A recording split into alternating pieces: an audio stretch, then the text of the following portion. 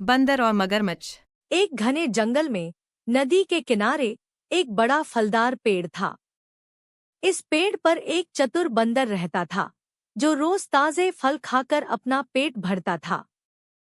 नदी में रहने वाला एक मगरमच्छ जिसका नाम गोटू था, अक्सर बंदर से मिलने आता और बंदर उसे भी फल खिलाता। धीरे धीरे वे अच्छे दोस्त बन गए। लेकिन एक दिन मगरमच्छ की पत्नी ने उससे बंदर का दिल लाने की फरमाइश की। वह कहती थी, अगर बंदर इतने रसीले फल खाता है तो उसका दिल भी बहुत स्वादिष्ट होगा। मगरमच्छ अपनी पत्नी की बात सुनकर दुविधा में पड़ गया। वह अपने दोस्त बंदर को धोखा देने का विचार कर रहा था, लेकिन उसका मन भी इस बात से दुखी था।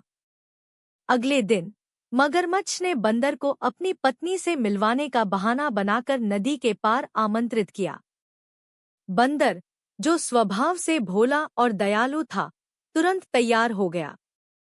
जैसे ही वे नदी के बीचों बीच पहुंचे, मगरमच्छ ने अपनी योजना का खुलासा किया।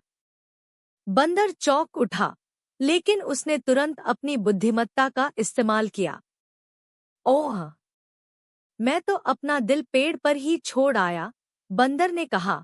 मुझे वापस पेड़ पर ले चलो ताकि मैं अपना दिल ला सकूं। मगरमच्छ, जो थोड़ा सीधा साधा था, बंदर की बातों में आ गया और उसे वापस पेड़ तक ले गया।